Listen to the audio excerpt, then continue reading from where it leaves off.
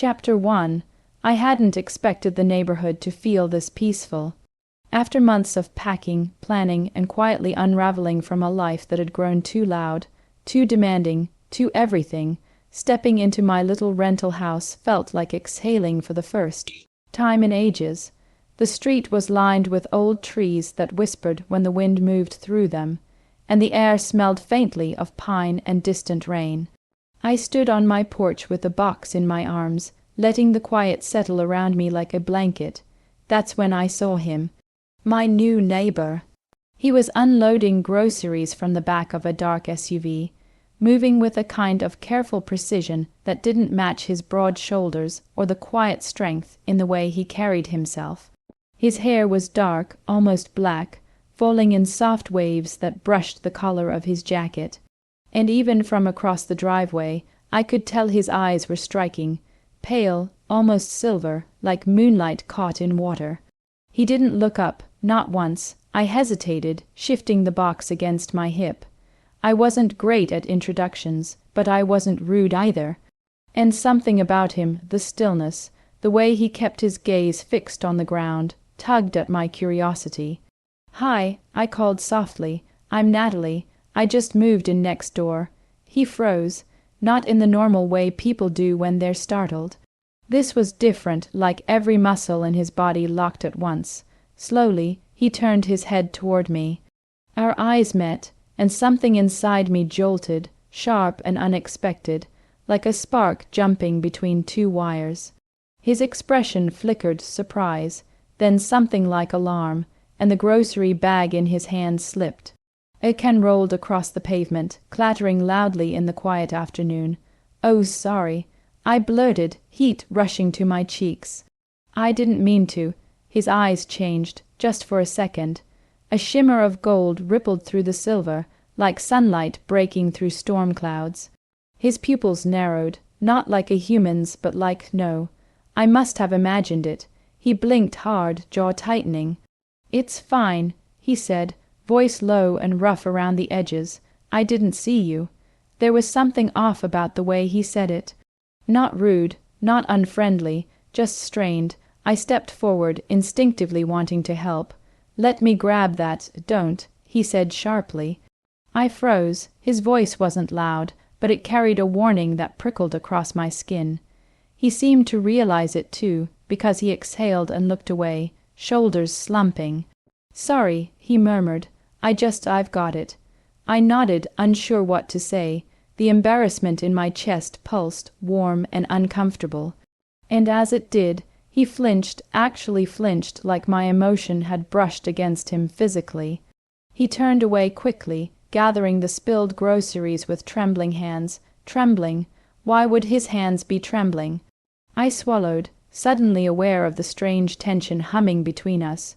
"Well, welcome to the neighborhood, I guess," I said softly, even though I was the one who'd just moved in. He didn't answer. He just hurried inside, shutting the door behind him with a quiet, final click. I stood there for a long moment, the box growing heavier in my arms, the air around me feeling oddly charged. Like something had shifted, like something had noticed me. That night I heard the noises. Low, guttural sounds drifting through the fence between our houses. Scraping, a thud, a sound like something large shifting its weight. I sat up in bed, heart pounding. Maybe it was a dog, or a raccoon, or a deep, pained growl rolled through the night. Not a dog, not anything I recognized. I crept to the window and peeked through the blinds. The moonlight cast long shadows across Rowan's yard. I didn't know his name yet, but somehow it already felt like Rowan fit him, and something moved in those shadows. Something too tall, too broad, too wrong. My breath caught. For a moment the shape lifted its head, and two pale, glowing eyes met mine through the darkness. Silver, shimmering, inhuman. I stumbled back from the window, heart racing. Whatever my new neighbor was, he wasn't just quiet. He wasn't just strange. He wasn't entirely human. And somehow, impossibly, I had the sinking feeling that I was the reason he was changing. Chapter 2. I woke the next morning feeling like I'd dreamed the whole thing. silver eyes glowing in the dark. A shape too big to be human, growls drifting through the fence. It all sounded like something my overtired brain would invent after a stressful move. I made coffee, wrapped my hands around the warm mug, and tried to convince myself that I was being dramatic. But the unease lingered. By the time I stepped outside to check the mailbox, the winter sun was just beginning to warm the street. The air smelled like damp leaves and cold earth, peaceful, normal. Then Rowan stepped out of his house. He froze the moment he saw me. His hair was damp, curling slightly at the ends, and he wore a dark sweater that clung to his shoulders in a way that made my breath catch. But his expression, that was what struck me. He looked like someone bracing for impact, mourning. I said, trying to sound casual. He swallowed hard, Natalie. The way he said my name, like it startled him, sent a strange flutter through my chest. And the moment that flutter hit, Rowan's pupils tightened, and a ripple of something moved beneath his skin. I blinked. "Are you okay?" He nodded too quickly. "Fine, just." A letter slipped from my hand and fluttered to the ground. I bent to grab it, and Rowan changed, not fully, not dramatically, but enough that I saw it, the subtle elongation of his jaw, the faint shimmer of fur along his cheekbone, the way his fingers curled like claws before he yanked them behind his back. My heart leapt into my throat. He winced like my spike of fear physically hit him. "Rowan," I whispered. "What's happening?" He shook his head, backing up a step. Don't come closer." But I did, not because I was brave. Because something in his eyes, that flicker of panic, of shame, pulled me forward. "Let me help." I said softly. "You can't," he rasped. "Not when you're feeling." He didn't finish, because in the next breath his body jerked, and he stumbled behind the hedge that separated our yards. A low, guttural sound tore from his throat, not human, not even close. I followed, heart pounding. And there he was, half shifted. His shoulders were broader, his spine arched, muscles trembling beneath skin that flickered between human and something wolf-like.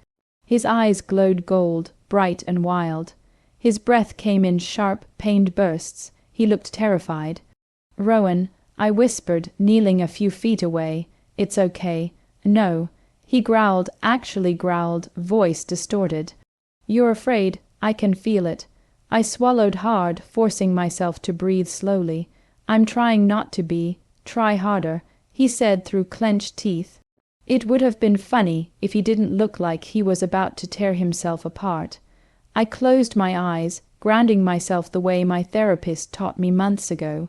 Feet on the earth, air in my lungs, warmth on my skin, here, now, safe. When I opened my eyes again, Rowan was watching me with something like desperation.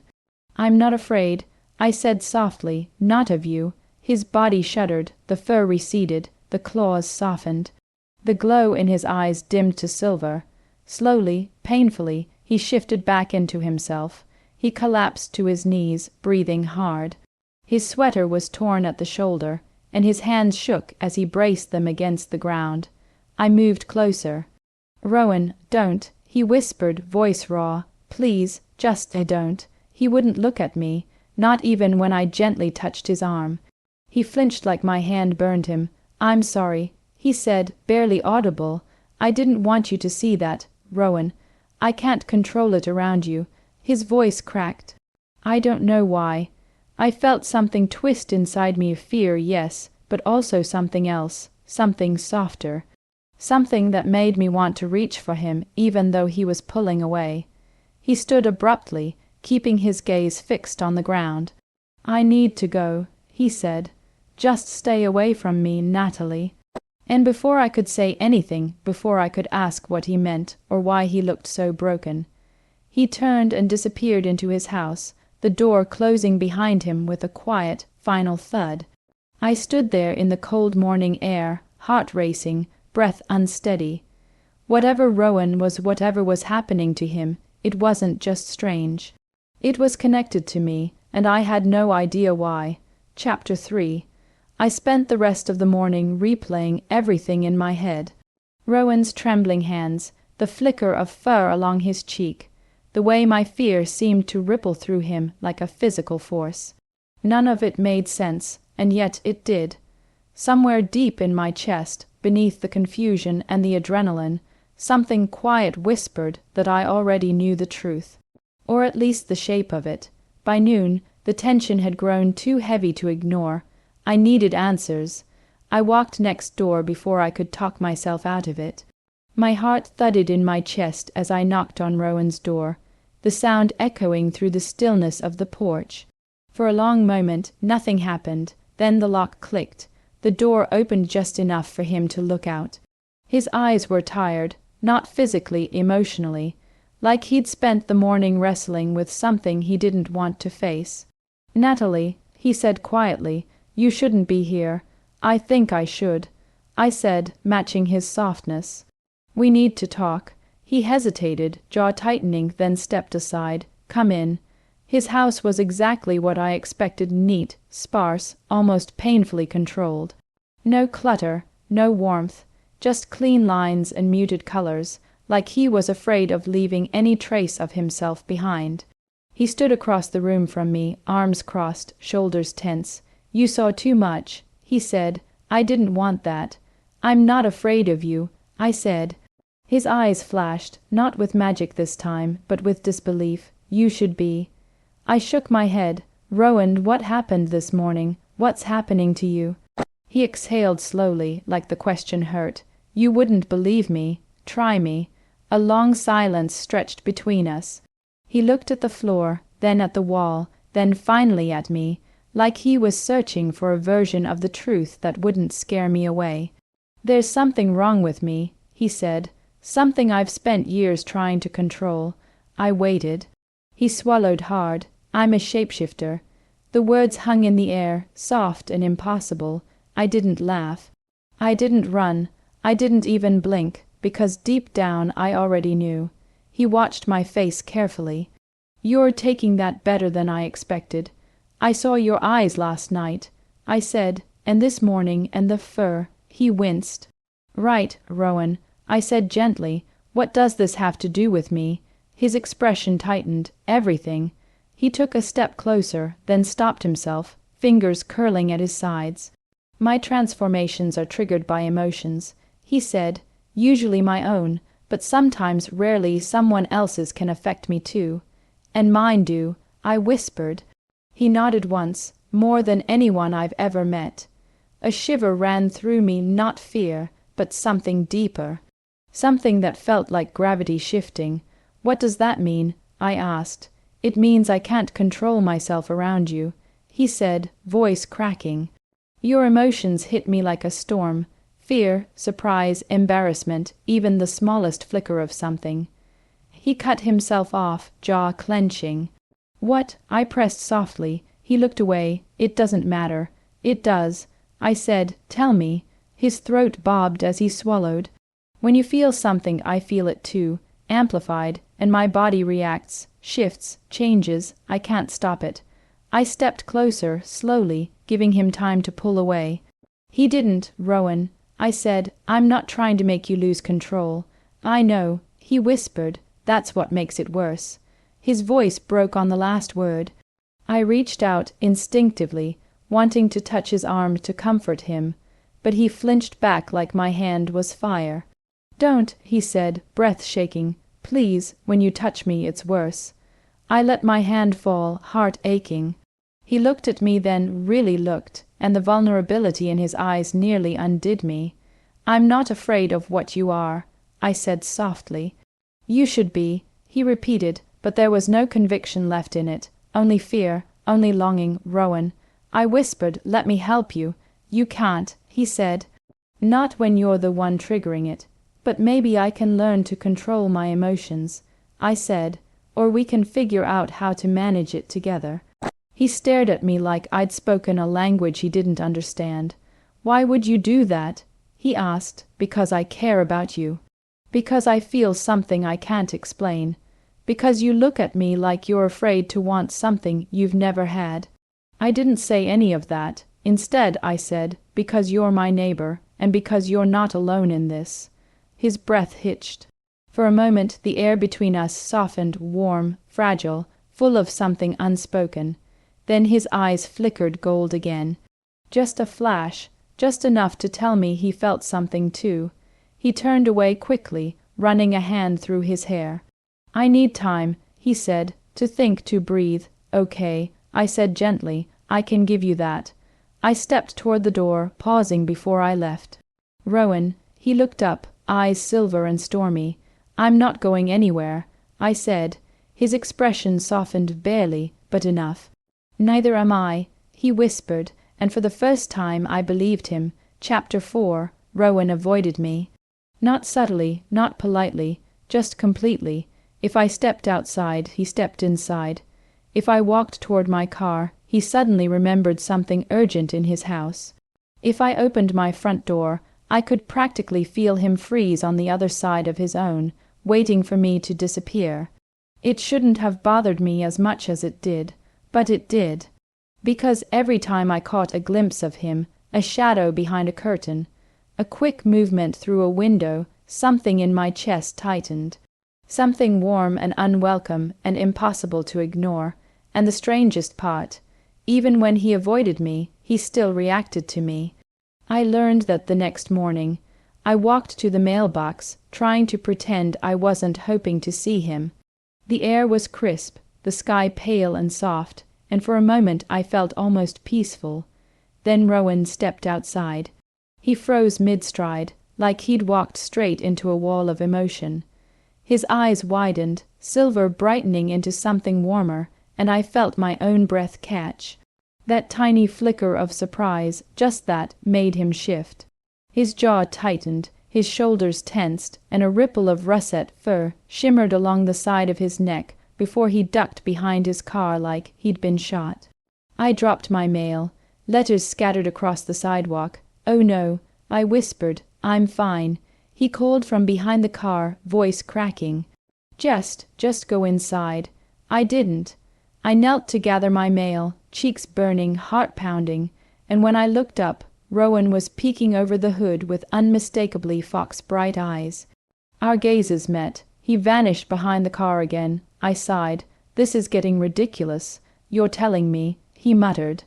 Later that afternoon, I ran into him at the small neighborhood market.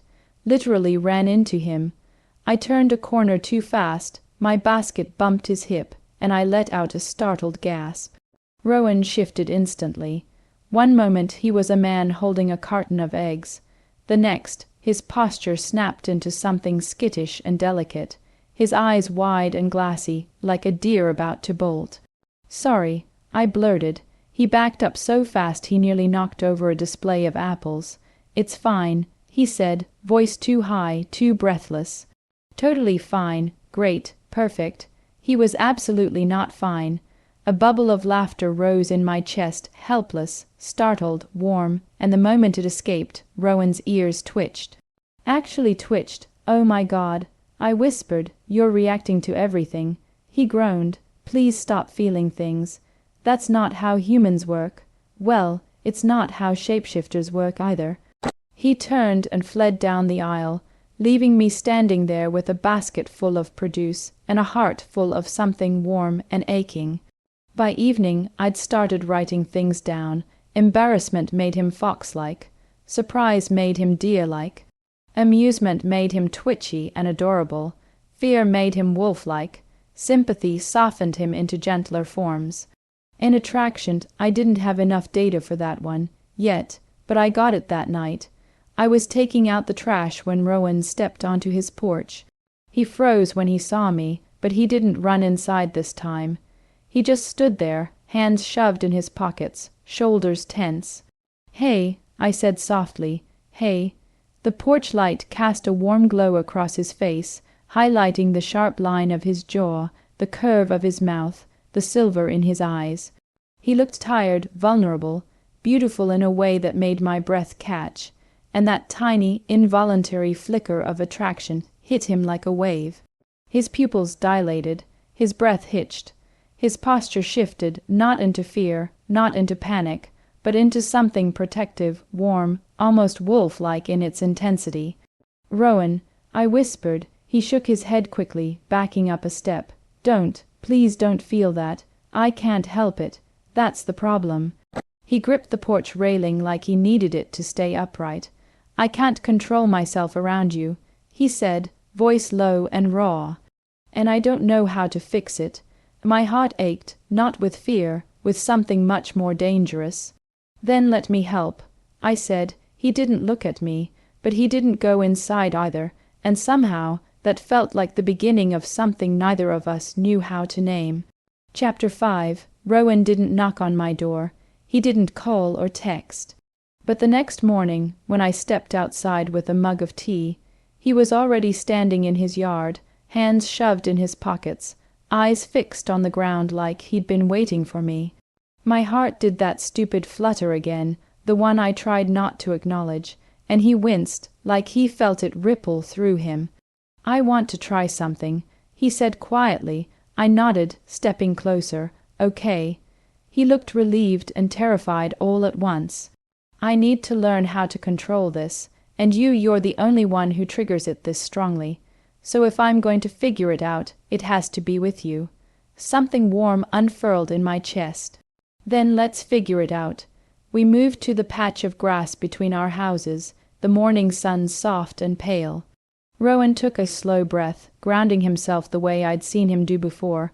Just to talk, he said. Anything. I'll try to stay steady. I tried to think of something neutral. Something safe. I moved here because I needed quiet, I said. My old life was loud. He nodded, jaw tight.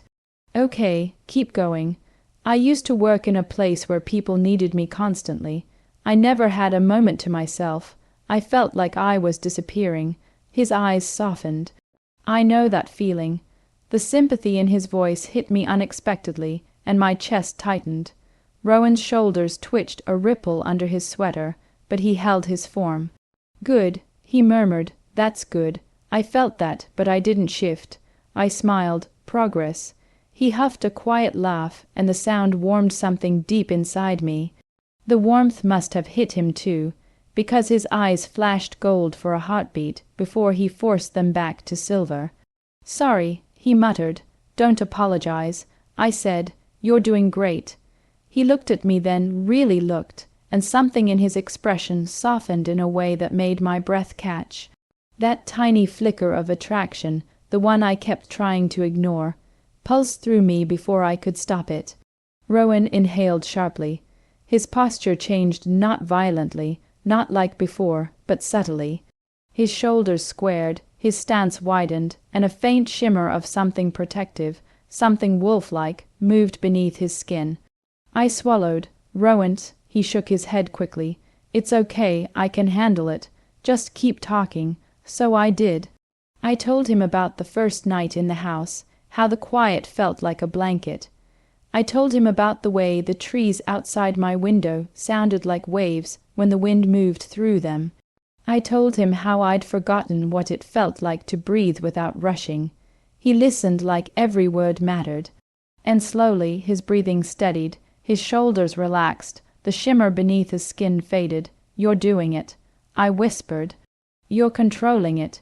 He let out a shaky breath. Only because you're helping. We moved to the porch steps, sitting a careful distance apart.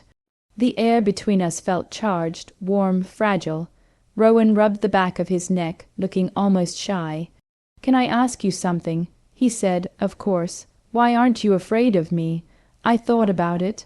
Really thought, because you're not dangerous. I said softly, not to me.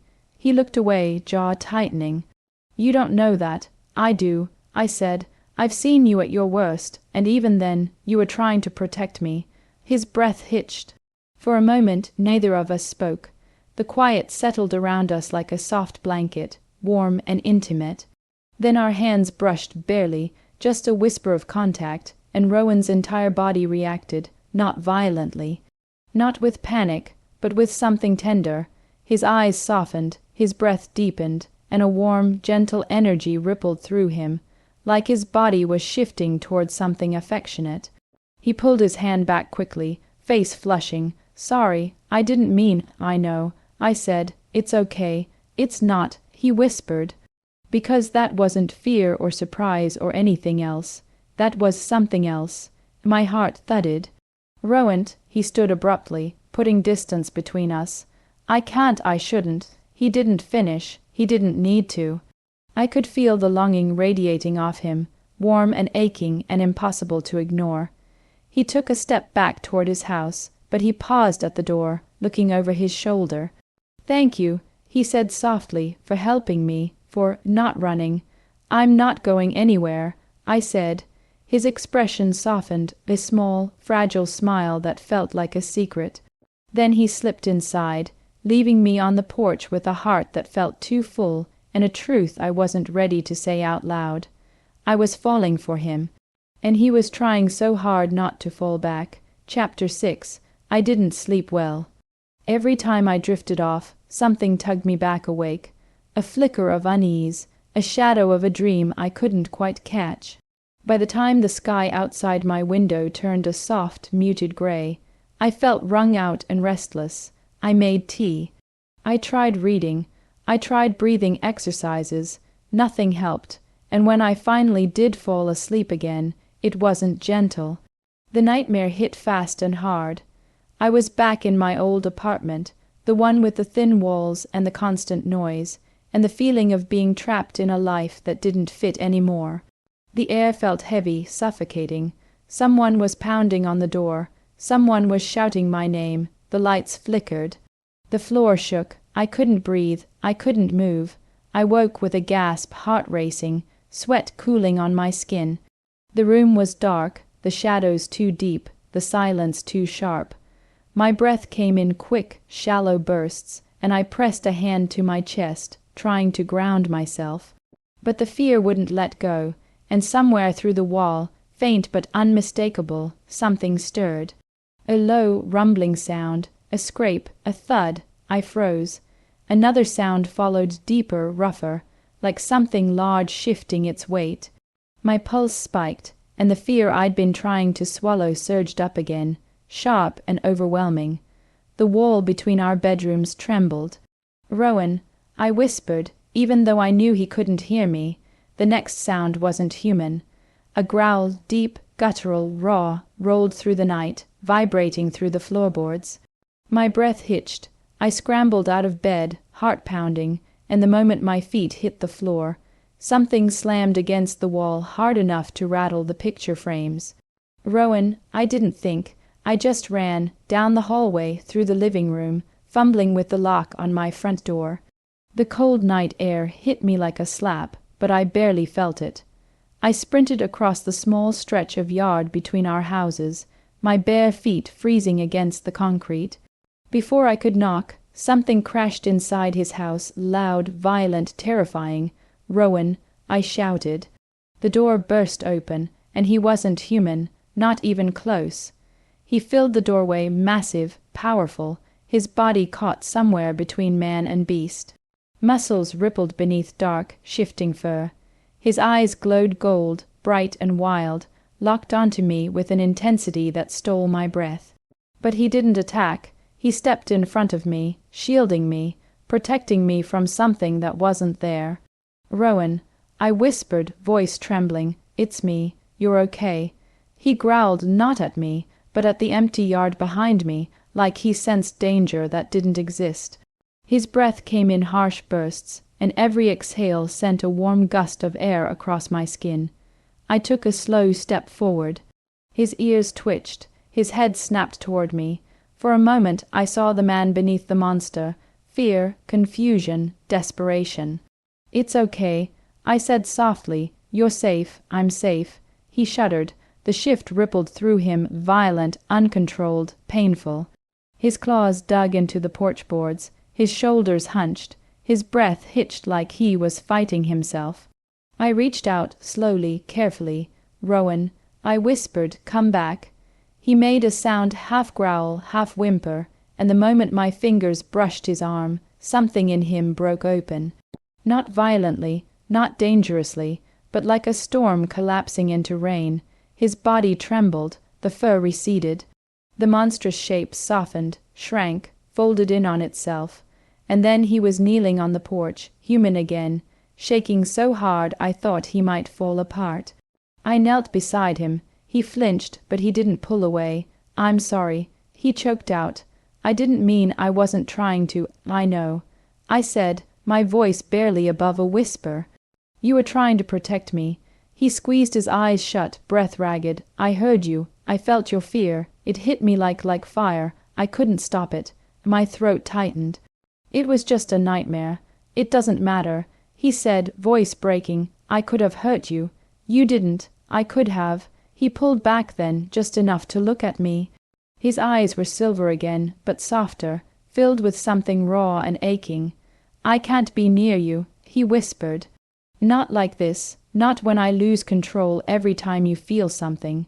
The words hit harder than I expected. "Rowan," he stood abruptly, stumbling backward like he needed distance to breathe. "I need to stay away, for your safety." My chest ached. "You don't have to do that." "Yes," he said, voice shaking. "I do." He backed into the doorway, eyes never leaving mine. "I'm sorry, Natalie." And then he closed the door, not slamming it, not angrily, just quietly, like it hurt him to do it. I stood there on his porch, the cold night air biting at my skin, my heart pounding in my chest. He thought he was protecting me. But all I felt was the hollow ache of losing him, even though he was still right next door. Chapter 7. Rowan didn't come outside the next morning, or the morning after that. His curtains stayed closed. His porch stayed empty. His car didn't move. The house next door felt hollow, like someone had scooped the life out of it and left only the shell behind. And the silence hurt more than I wanted to admit. I tried to tell myself he needed space, that he was scared, that he was trying to protect me. But every time I walked past the window and caught a glimpse of his darkened living room, something inside me tightened. I missed him, not just the strange magic of him, not just the mystery, him, the way he listened, the way he softened when he looked at me, the way he tried so hard to control something that terrified him. I missed all of it. By the third day, the loneliness settled into my chest like a weight. I made tea and didn't finish it. I sat on the couch and stared at the wall. I tried reading, but the words blurred. And every time my emotions dipped, sadness, worry, longing, I heard something faint through the wall. A soft thud, a scrape, a muffled sound like someone shifting their weight. He was reacting to me, even from a distance. Even while hiding, the realization made my throat tighten. I pressed my palm to the wall between our houses, feeling the cool surface beneath my skin. "Rowan," I whispered, even though I knew he couldn't hear me, "you don't have to do this alone." The wall stayed silent. But a moment later, something on the other side shifted a soft, involuntary sound, like a creature curling in on itself.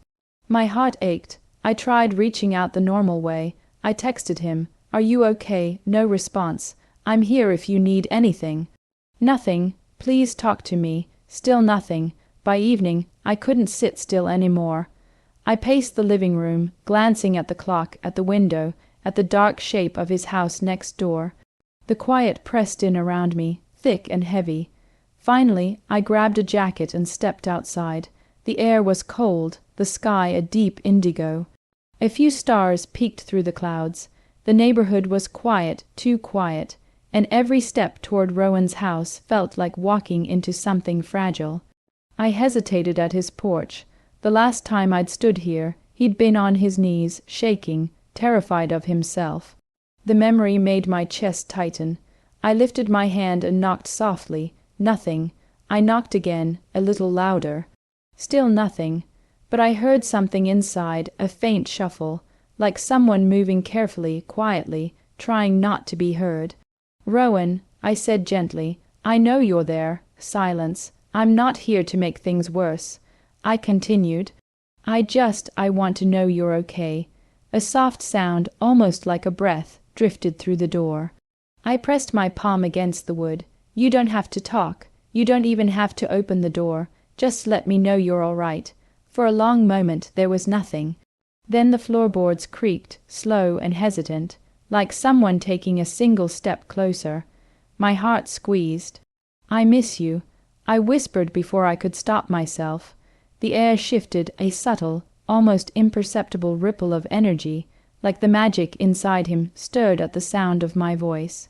Another step. He was right on the other side of the door. I could feel him. His presence was warm, aching, familiar in a way that made my eyes sting. "Rowan," I said softly, "you don't have to protect me from yourself." A quiet, broken sound escaped him, not quite a word, not quite a growl. Something in between, something that told me he was hurting. "I'm not afraid of you," I said. "I'm afraid of losing you." The house went still. Completely still. Then, slowly, the doorknob turned, just a fraction, just enough to click, but the door didn't open. He couldn't bring himself to face me, not yet, but he was listening, he was there. And somehow, that tiny movement, that single, trembling click, felt like the most vulnerable thing he'd ever given me. I rested my forehead against the door, closing my eyes. "I'm not going anywhere," I whispered. On the other side, something shifted, a soft, involuntary sound, like a creature curling closer to warmth. And for the first time in days, the ache in my chest eased, just a little. Chapter 8. The night the danger came, everything felt wrong before anything actually happened. It was one of those evenings where the air felt too still, like the world was holding its breath. I'd tried distracting myself, a movie, a book, a long shower, but nothing settled the restless feeling crawling beneath my skin. By the time I locked up for the night, the unease had grown into something sharper, something that made me double-check the windows and glance toward Rowan's darkened house more times than I wanted to admit. I missed him, I worried about him, and somewhere deep inside I felt him, a faint tug, a quiet hum, like a thread connecting us, stretched thin but unbroken. I was brushing my teeth when I heard it, a soft sound outside, too deliberate to be the wind. I froze, listening. Another sound followed, closer this time. A footstep, slow, heavy, my pulse spiked. I moved to the window, lifting the curtain just enough to peek outside. Someone was standing in my yard. A man, tall, still, watching my house with a posture that made every instinct in me scream. My breath caught. I stumbled back, heart pounding so hard it hurt. The man took a step closer, and the porch light caught the edge of his face, unfamiliar, sharp, wrong. Fear surged through me, hot and overwhelming, and the moment it hit, something answered, not from outside. From next door, a deep, resonant growl rolled through the night, vibrating through the walls, through the floor, through my bones. My breath hitched. I turned toward the sound, just as something massive slammed against Rowan's front door. Another growl, louder, angrier, protective, tore through the darkness. The man in my yard froze, then he ran. He didn't look back, he didn't hesitate. He sprinted down the street like something was chasing him, and something was. Rowan's door exploded open, and he wasn't human, not even close. He burst into the yard in a form I'd never seen before, towering, powerful, his body rippling with dark fur and muscle. His eyes glowed gold, bright and furious, locked onto the fleeing man with a predator's focus. "Rowan," I whispered, even though he couldn't hear me. He took off after the intruder, moving with terrifying speed. The ground shook beneath his weight. The air vibrated with the force of his growl. He was a storm unleashed, all instinct and fury and raw, unrestrained power. And it was because of me. Because he'd felt my fear. Because he'd sensed the danger. Because he couldn't stop himself from protecting me. I ran outside, heart racing, cold air biting at my skin. I didn't know what I expected to see, blood maybe, or the man cornered, but Rowan stopped before he reached the end of the street. He staggered, his massive form shuddered, flickering between shapes, like his body couldn't decide what it needed to be. He dropped to one knee, claws digging into the pavement, breath coming in harsh, ragged bursts. "Rowan." I ran toward him, not caring how dangerous it looked. "Rowan, stop. It's okay." He whipped his head toward me, eyes blazing. For a moment I saw nothing human in them, only instinct, only the wild, only the need to protect. But then he smelled me, recognized me. His posture changed instantly. The fury drained from his eyes, replaced by something softer, something desperate. He tried to stand, but his legs buckled beneath him. I reached him just as he collapsed. "Hey," I whispered, dropping to my knees beside him. "I'm here, I'm okay, you're okay." He made a low sound, not a growl, not a whimper, something in between, and his massive body trembled violently. The shift rippled through him again, painful and uncontrolled. "Rowan," I said, voice shaking, "come back to me." His breathing hitched. His claws scraped against the pavement. His form flickered, fur, skin, fur again, like he was being torn between worlds. I touched his arm, he stilled, the shift slowed, softened, settled. His body shrank beneath my hands, the monstrous shape folding in on itself until he was human again, exhausted, shaking, barely conscious. He collapsed against me, his forehead pressing into my shoulder, his breath warm and uneven against my neck. "I'm sorry," he whispered, voice raw. "I didn't mean to, I couldn't stop." "You saved me," I said, pulling him closer. "You protected me. I almost lost control." He choked out, You didn't." He shuddered, gripping my arm like he needed the contact to stay grounded. "I felt your fear," he whispered. "It hit me so hard I couldn't think. I just reacted." My throat tightened. "You didn't hurt me. I could have, but you didn't." He closed his eyes, breath trembling. "I don't know how to be near you without losing myself." I cupped his cheek gently, guiding his gaze to mine. "Then let me help you," I said softly. "Let me be your anchor." His eyes widened, silver, fragile, full of something that looked like hope and terror tangled together. "You don't understand," he whispered. "You're the only thing that makes it worse." "Or," I said, brushing my thumb across his cheek, "I'm the only thing that can make it better." He stared at me like he didn't know how to breathe. And for the first time, I saw it clearly, the truth he'd been fighting, the truth he didn't want to admit. He wasn't losing control because I was dangerous. He was losing control because he cared, because he felt something for me he didn't know how to handle. And he'd rather tear himself apart than risk hurting me. I pulled him closer, letting him lean into me, letting him feel the steadiness in my heartbeat. "I'm not afraid of you," I whispered, his breath hitched. And in the quiet, trembling space between us, something shifted, not in his body, but in the air, in the connection that pulsed between us like a living thing. He wasn't alone, not anymore. Chapter 9. Rowan didn't come outside the next morning, but I felt him. Not physically, not in any way I could point to, but in the quiet, in the air, in the strange, invisible thread that had been tugging between us since the night he collapsed in my arms. It hummed softly, like a heartbeat I could sense but not hear. I made tea and sat by the window, watching the pale winter light stretch across the yard. My body still felt the echo of last night's fear, but stronger than that was the memory of Rowan's weight against me. The way he'd leaned into my touch like it was the only thing keeping him grounded. He'd saved me. He'd nearly destroyed himself doing it, and he still thought he was the danger. By mid-morning, the worry became too much to sit with. I wrapped myself in a sweater and stepped outside, the cold air biting at my cheeks. Rowan's house looked the same as always, quiet, shuttered, guarded. But something in the air felt different.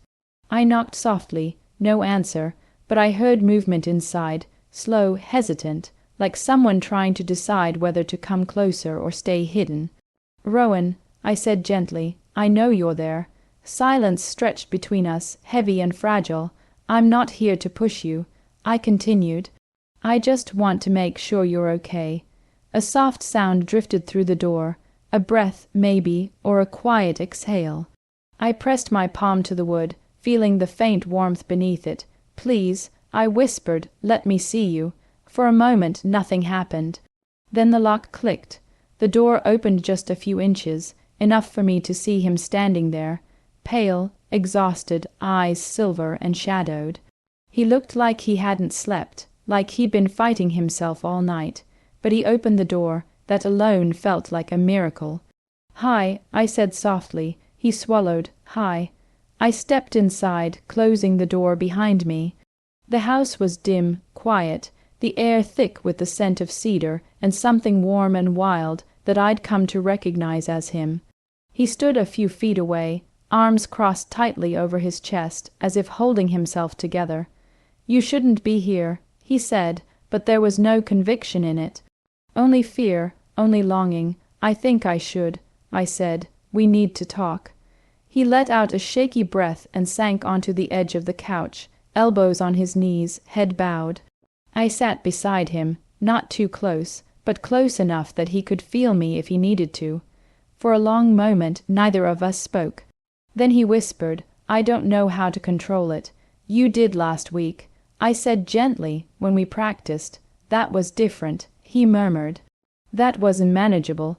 But last night," he broke off, jaw tightening, "I felt your fear." He said, "It hit me like a punch. I didn't think. I didn't choose. I just shifted. You protected me." I said, "I almost tore myself apart. But you didn't hurt me." He looked up then, eyes bright and pained. "I could have. You didn't." He shook his head, frustrated. "You don't understand. I've never shifted like that before. Not that fast. Not that violently. It was like—" He hesitated. "Like what?" I asked softly, like something inside me woke up. He whispered, "Something that only reacts to you." My breath caught. He looked away quickly, as if afraid of what he just admitted. "I don't know what that means. I don't know how to stop it." "Maybe you don't need to stop it," I said. "Maybe you need to learn how to guide it." He blinked, startled. "Guide it. You said my emotions trigger your shifts," I said. "But last night, when I touched you, you came back." He swallowed hard, "Because you calmed me." "Exactly." He stared at me, something fragile and hopeful flickering in his eyes. "You think you can anchor me," he said quietly. "I think I already do." The room went still, completely still. Rowan's breath hitched, and he looked at me like he was seeing something he'd been afraid to look at directly. "Natalie," he whispered, "I don't know how to be around you without feeling everything." "Then feel it," I said. "With me." He closed his eyes, as if the words hurt and healed him at the same time. I reached out slowly, giving him every chance to pull away. My fingers brushed his hand just barely, and his entire body reacted, not violently, not with panic. With relief, his shoulders dropped, his breath steadied, the tension in his jaw softened. A faint shimmer rippled beneath his skin, but it wasn't chaotic this time. It was gentle, warm, like his body was shifting toward something safe. He opened his eyes, and they were silver, clear, steady, human. "You're doing it," I whispered. "You're controlling it." "No," he said softly, "you are." He turned his hand, threading his fingers through mine, holding on like he'd been drowning, and finally found something solid. "I've been falling for you," he said, voice barely audible, "since the moment you moved in." My breath caught. "I didn't want to," he continued. "I tried not to. I thought if I stayed away I could keep you safe. But every time I felt you, every emotion, every heartbeat, it pulled me back." I squeezed his hand, my own heart pounding. "I feel it too," I whispered. His eyes softened, and something inside him shifted, not physically, but emotionally, like a door opening. He leaned forward, resting his forehead against mine, breath warm against my lips. "Then don't let go," he whispered. "I won't." And in that quiet, trembling moment, I felt it, the bond between us settling, strengthening, becoming something real and undeniable. He wasn't losing control. He was finding it with me. Chapter 10. Rowan didn't let go of my hand for a long time. We sat there on his couch, the morning light slowly brightening the room. Our fingers threaded together like neither of us quite knew how to separate. His breathing steadied, mine did too, and for the first time since I'd moved in, the air between us felt calm. Not charged, not dangerous, just steady. Eventually he lifted his head, eyes soft and silver, and whispered, "I don't know what happens now." I squeezed his hand gently.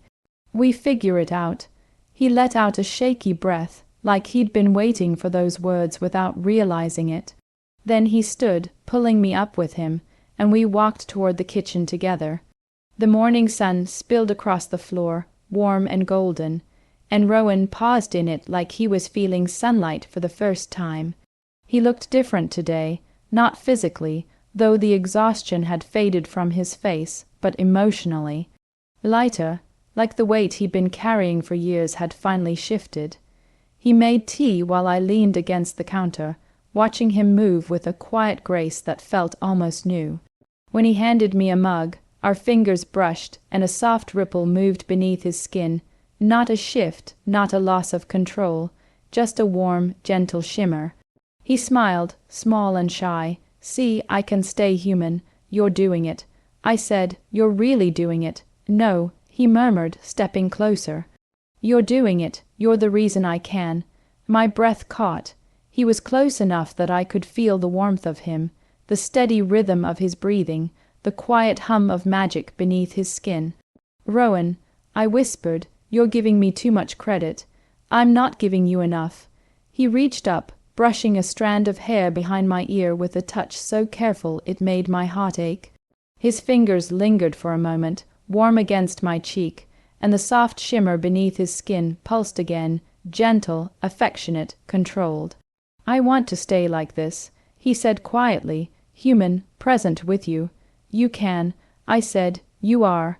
He exhaled, a soft, relieved sound, and leaned his forehead against mine.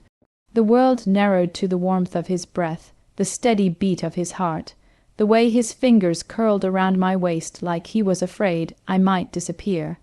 "I've never felt anything like this," he whispered, "not the shifting, not the magic, you." My chest tightened. "Me, you make everything louder," he said, "every emotion, every instinct, every part of me that I've spent years trying to hide. But you also make it quieter, easier. You make me want to stay." I closed my eyes, letting the truth of his words settle into me like warmth. "I want you to stay," I whispered. He lifted his head, eyes searching mine. "Are you sure?" "Yes," I said. "I want all of you, every form, every part." Something in him softened completely. He leaned in slowly, giving me every chance to pull away. I didn't. His lips brushed mine, gentle, tentative, warm, and the moment our mouths touched, a soft ripple of magic moved through him. Not chaotic, not dangerous, beautiful. His body shimmered, just for a heartbeat, like moonlight rippling across water. Then he steadied, breath warm against my lips, hands cupping my face with a tenderness that made my knees weak. When he pulled back, he was smiling a real smile, bright and unguarded. I didn't shift. He whispered, almost in awe. "You didn't," I said, smiling back. He laughed softly, the sound warm and disbelieving. "I think I could stay like this forever." "You don't have to," I said. "You can shift if you want to. You don't have to hide from me." He hesitated, then stepped back just enough to let the magic move through him. His eyes glowed gold for a moment, his posture shifting into something protective and warm, a soft, wolf-like energy that radiated affection. Then he shifted back, human again, steady and calm. "See," I whispered, "you're choosing it." He nodded, eyes shining. "I'm choosing you." The words hit me like a warm wave, soft and overwhelming. I stepped into him, wrapping my arms around his waist, and he held me like he'd been waiting his whole life to do it. Outside, the morning light brightened. The world felt quiet and safe. And for the first time since I'd moved into this strange, magical neighborhood, I felt like I was exactly where I was meant to be.